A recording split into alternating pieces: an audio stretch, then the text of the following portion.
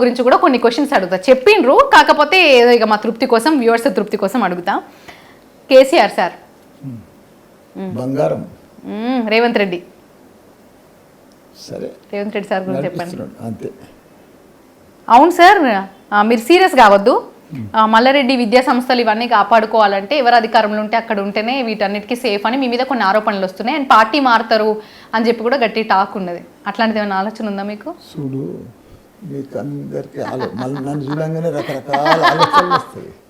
అది నన్ను చూడంగానే, అది నీకు కాదు. ఈ కలర్ లో కూడా జాయిన్ అవుతారు అంటారు. నన్ను చూడంగానే వస్తాయని చెప్తున్నా కదా. చూడమ్మా, నేను వచ్చింది తెలుగుదేశంలోకి వెళ్ళి, నేనున్నది ఇప్పుడు టీఆర్ఎస్లో. నాకు మినిస్టర్ ఇచ్చిర్రు, యూనివర్సిటీ ఇచ్చిండు, మళ్ళీ ఇప్పుడు ఎమ్మెల్యే అయినా. గవర్నమెంట్ పోయింది. ఇప్పుడు గవర్నమెంట్తో నా సంస్థలన్నీ గవర్నమెంట్తో టచ్ ఉంటాయి కదా, నా విద్యా సంస్థలన్నీ. నేనేం వేరే బేరాలు లేవు కదా నాకు. ఒక దిక్కు రాజకీయమో, ఒక దిక్కు కాలేజీలు. ఈ కాలేజీలన్నీ దేనికి ఇది ఉంటుంది. మాకు రాగానే సీట్లు కూడా తక్కువైనాయి మాకు. ఇవన్నీ మామూలే నడుస్తుంది. ఆంధ్ర అంతా అన్యాయం ఇక్కడ లేదు. ఆంధ్రలో విపరీతం బాగుంటుంది. అందరు జైలుకుపోతున్నారు. కాదు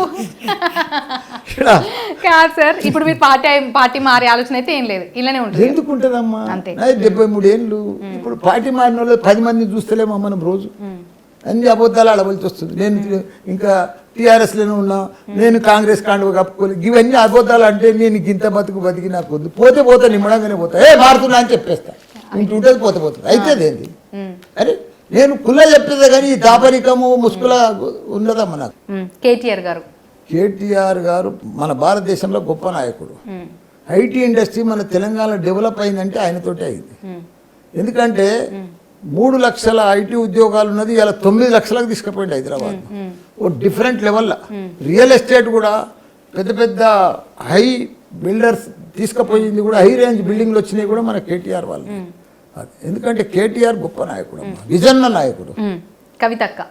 కవితక్క ఆమె కూడా పాపం అట్లా చేసేది లేకుండా నాకు కూడా చాలా బాధ అనిపించింది.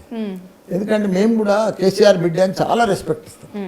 ఇప్పటికి కూడా మాకు అదే కేసీఆర్ బిడ్డనే కనిపిస్తుంది, కానీ కవిత అని కనిపించదు మాకు.